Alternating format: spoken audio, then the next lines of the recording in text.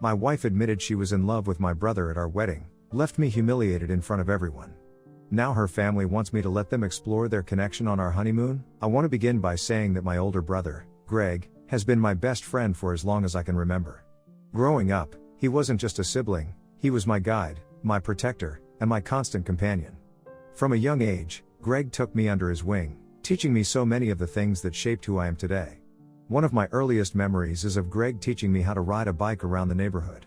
I was a shy kid, more cautious and hesitant, but Greg was patient with me, running alongside the bike, holding the seat steady until I was ready to balance on my own. I'll never forget the moment I finally got it right. Greg was there, cheering me on, just as proud as I was. That's just the kind of brother he was, always there to encourage and support me, pushing me to try new things, and never letting me feel like I was alone. In school, I struggled a bit with my shyness. Making friends didn't come naturally to me, but Greg was always there to bridge the gap. He introduced me to his friends, made sure I was included, and helped me navigate those early social situations that felt so overwhelming at the time. Because of him, I never felt out of place, and slowly but surely, I started to come out of my shell. Our bond was further strengthened by the countless hours we spent together after school. Every evening, you could find us out in the neighborhood, playing games, riding our bikes, or just exploring the world around us. Those were the best times, just the two of us, having fun and enjoying each other's company. What stands out to me the most is how we hardly ever fought. Sure, we had our moments like any siblings do, but they were rare and never lasted long. Out of the two of us, Greg has always been the more good-looking one, and it's something I noticed early on in my life. He naturally attracted attention from girls, no matter where he went. This was something that never seemed to bother him. In fact, he quite enjoyed it and liked how girls would come over and ask for his number. Over the years, I watched as he ended up breaking quite a few hearts along the way. But everything changed when he met Stephanie, my ex-sister-in-law. From the moment they met, it was clear that this time, Greg was the one who had fallen hard. It was different from his previous flings. This was real, deep love, and it didn't take long for them to get married and start a family. I could see how happy Stephanie made him, and honestly, it made me happy too. She wasn't just his wife, she became like a sister to me. We clicked right away, and I quickly came to love her as part of our family. The three of us, Greg, Stephanie, and I, formed a close-knit group, spending countless hours together. Whether it was having drinks, throwing parties, or just hanging out, we always had a great time. Stephanie fit right in, and I couldn't have been more thrilled to have her in our lives. Then, when I met my wife, who was at the time my girlfriend only, Chloe, I was eager to bring her into the fold. I wanted her to experience the same sense of belonging and camaraderie that I had with Greg and Stephanie. Luckily, Chloe and Stephanie hit it off immediately. They became fast friends, and it was such a relief to see how well they got along. Greg and I were both over the moon about it. Our little group had grown, and now it felt even more complete. Looking back, I never saw any issues within our group. To me, everything seemed perfect. We were all close, supportive of one another, and genuinely happy. Maybe it was because I was so caught up in the joy of it all, but I honestly never noticed any red flags. It's possible that I was too focused on the good times we were having to see anything else. That's why when Stephanie called me in tears one day while I was at work, asking to meet up with me, I knew something was seriously wrong. The urgency in her voice and the fact that she specifically asked me not to tell Greg made me even more concerned. I agreed to meet her without hesitation, knowing that whatever it was, it must have been something big. We met at a small cafe near my office. I walked in and saw Stephanie sitting there looking miserable. Her face was puffy and red, and she looked like she had been crying all night. My heart sank. I immediately went over, gave her a hug, and asked her what was going on, trying to prepare myself for whatever she was about to tell me. That's when she broke down completely, barely able to get the words out as she slowly confessed that she had caught my brother, Greg, talking to another woman who was apparently his coworker. I was stunned. My mind raced, trying to make sense of what she was saying. Stephanie went on to explain that she had found them exchanging inappropriate pictures with each other. They had also apparently sent each other "I love you" messages twice. I was in disbelief. I had genuinely thought Greg had turned a new leaf after meeting Stephanie, that he was committed to his family and had left his old ways behind. This revelation felt like a punch to the gut. As she spoke, I could see the pain in her eyes, and I knew this wasn't just some misunderstanding. Stephanie showed me the screenshots, and as much as I didn't want to believe it, there it was, clear as day. My brother, who I thought had changed, was back to his old ways, risking everything for the sake of an affair with his coworker. The pictures they had exchanged were so inappropriate that I felt ashamed on behalf of my brother. I asked Stephanie what she planned to do next and whether she had confronted Greg about what she had found. She shook her head, explaining that she hadn't said anything to him yet. Instead, she had made up her mind to quietly move out with their child and go to her parents' place before letting Greg know about the affair. Her voice trembled as she told me this, and I could see the fear in her eyes. She was scared of how Greg might react when he found out she knew. I tried to reassure her, telling her that Greg would never lay a finger on her. But she countered by saying that she thought she knew Greg too, and clearly, he wasn't the person she believed him to be, so she didn't want to take any more risks with him. That hit me hard. I understood her fear and her reasoning. If he could betray her like this, what else might he be capable of? It wasn't just about the affair, it was about trust, or rather, the complete shattering of it. Seeing her so vulnerable, I told her that if she needed anything at all, she could call me, and I would be there to help. She nodded, still clearly shaken, and I hoped my offer of support gave her some small sense of comfort in the midst of the chaos her life had suddenly become. Then, as if everything Stephanie had already told me wasn't bad enough, she hesitated for a moment, looking as though she was weighing whether or not to say more. Finally, she took a deep breath and told me there was something else I needed to know. Her eyes avoided mine as she spoke, and I could feel a sense of dread creeping over me again. What could possibly be worse than what I'd just heard? Stephanie then told me that she had come across some very alarming messages exchanged between Greg and my girlfriend, Chloe, as well. My mind struggled to process what she was saying. I frowned in confusion, not quite able to believe what I was hearing. But then she showed me the screenshots, and my confusion only deepened as I looked at the evidence right in front of me. The messages between Greg and Chloe were frequent, far more so than I had ever imagined. They seemed to be talking almost daily, which was odd, to say the least. Stephanie, trying to be sensitive, pointed out that she didn't want to overstep her bounds by speaking about my relationship. However, she couldn't help but notice that despite how close she and I were, we didn't communicate nearly as often as my girlfriend and my brother did. I stared at the messages, feeling a mixture of disbelief and a growing sense of unease. I saw Chloe sending Greg various funny videos, photos of dogs, sunsets, and other random things. On the surface, these seemed harmless enough, but what troubled me was the fact that Chloe never sent me those kinds of messages. It was strange, and I couldn't help but wonder why she was sharing these moments with Greg instead of with me. Stephanie emphasized that this exchange might be completely innocent, but given what she had just learned about Greg's infidelity, she felt it was only right to bring this to my attention. She didn't want me to end up blindsided the way she had been, and I could tell that she was genuinely concerned for me. I could see where she was coming from, and as much as I wanted to believe that there was a perfectly reasonable explanation for the messages, I couldn't ignore the pit in my stomach. I thanked Stephanie for telling me, knowing how difficult it must have been for her to bring this up. I assured her that I would definitely talk to Chloe about it and get to the bottom of what was going on. As I left the cafe, my mind was racing. I couldn't shake the feeling of betrayal, not just for Stephanie, but for myself as well. What if there was more to this? What if Greg wasn't just betraying Stephanie, but me too? I needed answers, and I knew the only way to get them was to confront Chloe and find out the truth. When I finally gathered the courage to confront Chloe about what Stephanie had told me, I approached the conversation as gently as I could. But as soon as I brought it up, her reaction was immediate and intense. She seemed almost offended that I would even think to question her about it.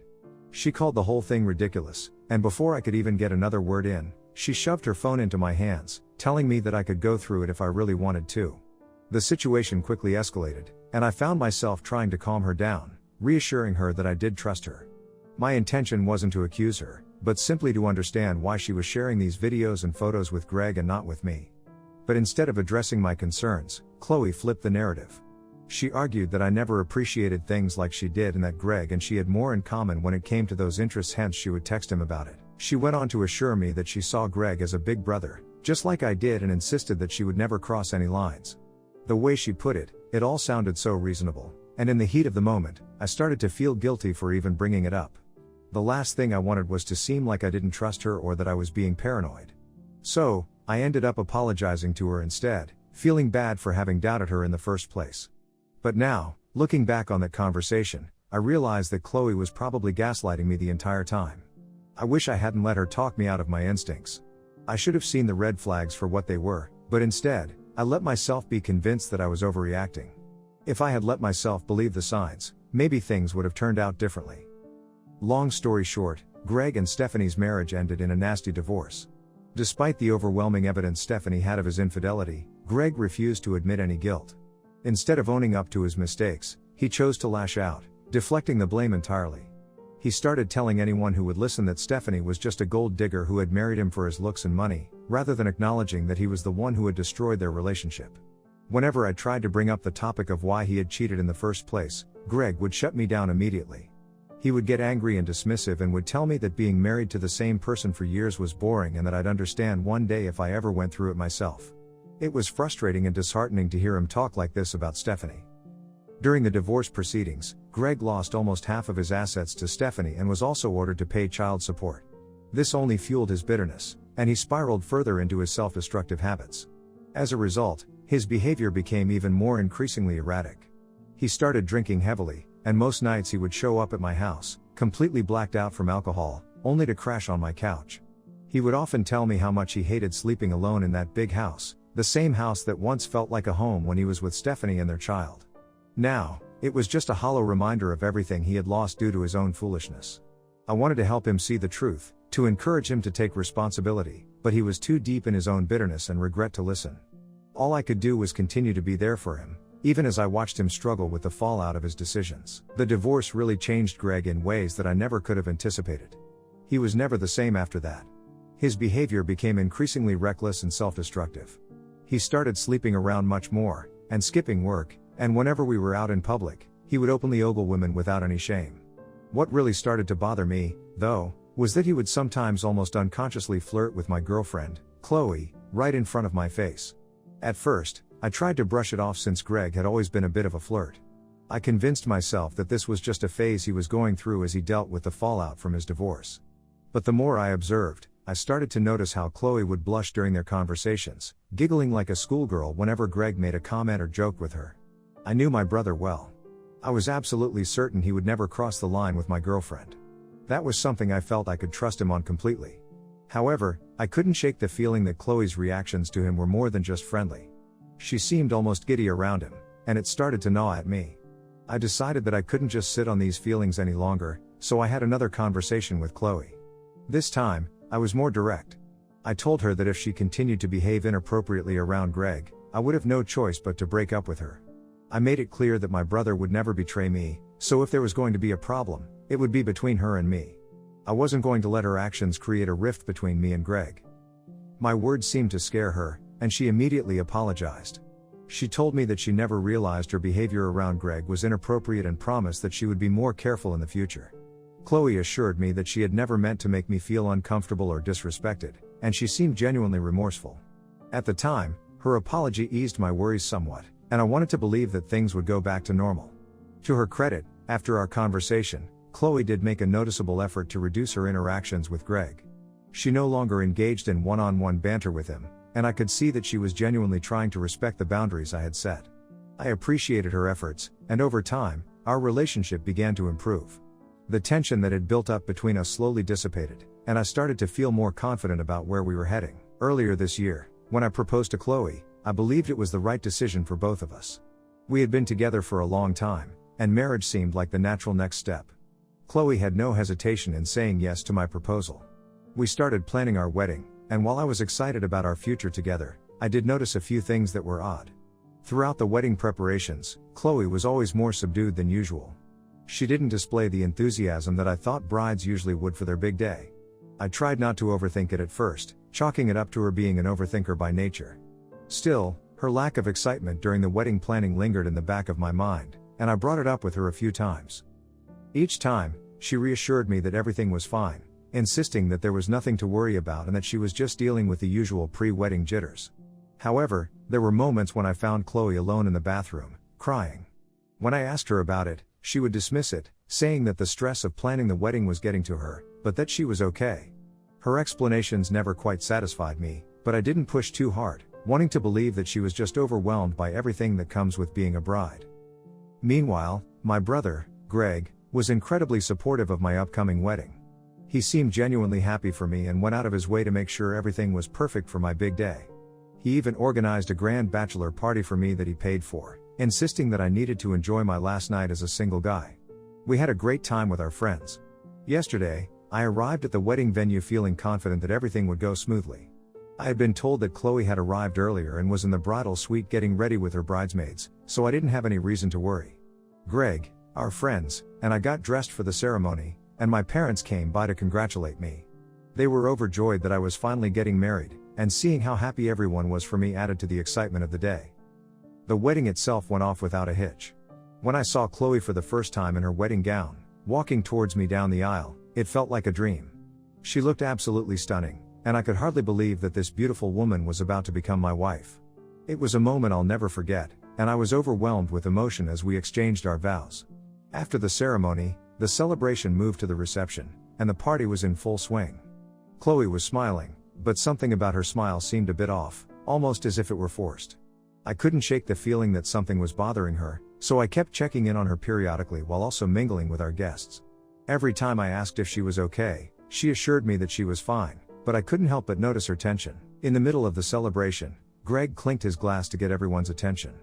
He stood up to give a speech, talking about how proud and happy he was for me. He joked about how he couldn't wait to see miniature versions of me and Chloe running around, which got a laugh from the crowd. I turned to look at Chloe, expecting her to be smiling along with everyone else, but instead, she looked furious. Her eyes were locked on Greg, and she was staring daggers at him. I leaned in to ask her what was wrong, but she didn't say a word. She just kept her gaze fixed on Greg as he continued his speech. I started to feel uneasy, sensing that something wasn't right. As Greg wrapped up his toast, other guests then took turns congratulating us and offering their well wishes. Throughout all of this, Chloe remained silent, her only response being to drink more champagne.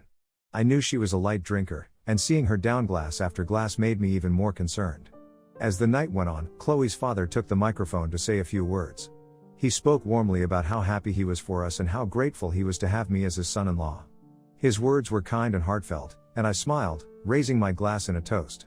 I then took the microphone from him to thank everyone for being there and for celebrating this special day with us. In the middle of my speech, Chloe suddenly snatched the microphone from my hand rudely. She got up from her seat, stumbling slightly, and I realized with a sinking feeling that she was really drunk. Concerned, I whispered to her, asking if she needed anything, but she just pushed me aside and began speaking into the microphone. She started with, "I know everyone here is celebrating me and Greg. I see everyone smiling and laughing, but I don't feel the same. I don't feel happy sitting next to this man." My heart sank as she pointed at me, and I could feel the eyes of every single guest turning toward me, their expressions shifting from joy to confusion and concern. Chloe continued, her voice shaking but determined.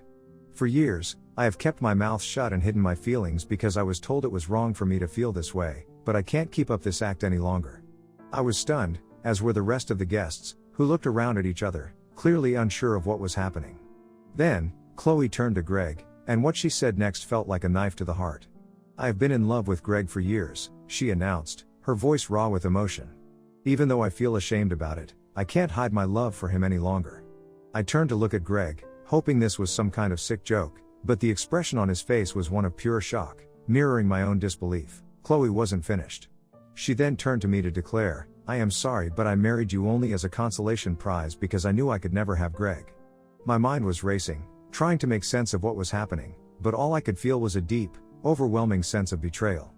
Before I could react, Chloe's father appeared behind us, and quickly snatched the microphone from Chloe, while some of her brothers rushed over to try to pull her away into a room so she could calm down. Chloe, however, was not done. She kept shouting Greg's name, her voice echoing through the hall as she struggled against her family. I stood there, utterly humiliated, unable to move or speak. Everything around me seemed to blur as the weight of what had just happened settled in. Greg and my parents rushed to my side, their faces full of concern and disbelief, as they asked me if I was okay. But all I could feel was numbness. The room had fallen into stunned silence, the festive atmosphere now replaced with awkwardness and discomfort. The woman I had just married, the one I had planned to spend the rest of my life with, had confessed in front of everyone that she loved my brother and that I was nothing more than a consolation prize to her.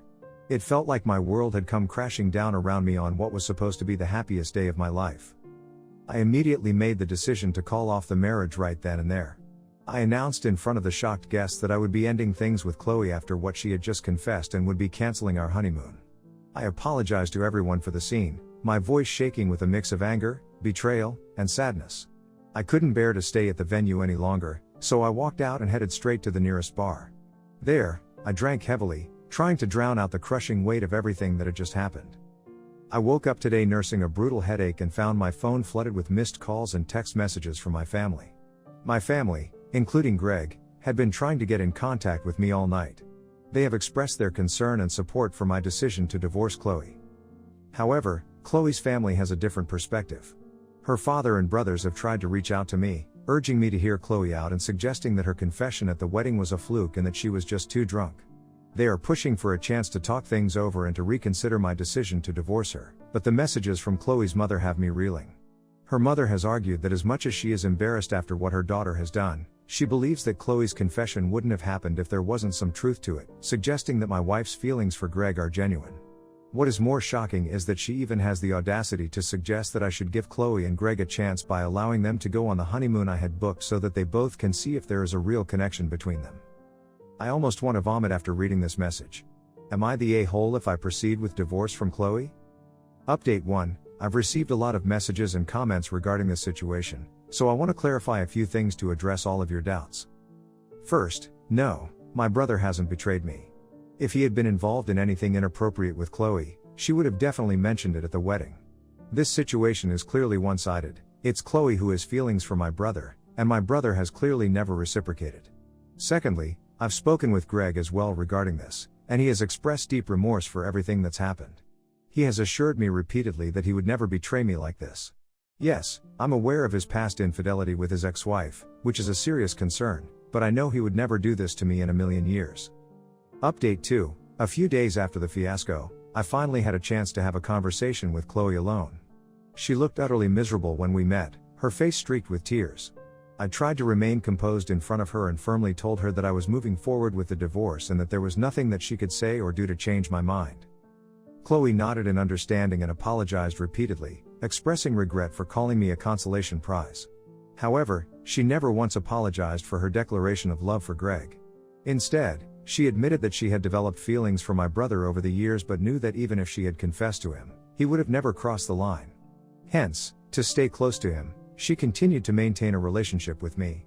Hearing this felt like she was stabbing my heart again with a knife. She continued to confirm that my brother had never done anything with her and asked if I could ever forgive her for everything. I just shook my head in anger and told her that her actions were unacceptable and that she disgusted me now. Following this conversation, I have blocked Chloe and her family. Fortunately, I have a prenup in place, so I know she won't be able to claim any alimony during the divorce. Update 3. It's been a few weeks since I last updated. For everyone asking, I'm doing well. Yes, I have continued to maintain a close relationship with my brother, despite all the speculations. I did have a more open conversation with him regarding all this where I asked if he would ever consider dating Chloe now that she was getting a divorce from me. He was immediately repulsed by the idea and made it clear that he would never date her, even if she hadn't been my girlfriend. My brother emphasized that Chloe is simply not his type and that it's delusional for her to have developed feelings for him. I also pointed out to him how he had sometimes flirted with Chloe in the past and Greg immediately apologized to me for his behavior. He told me that he had never noticed doing anything inappropriate, but that he would be more careful around my future partners from now on. Greg assured me that he loved me more than anyone else and would never do anything to hurt me. I believe him and I am grateful for the support of my family during this tough time. I think I'll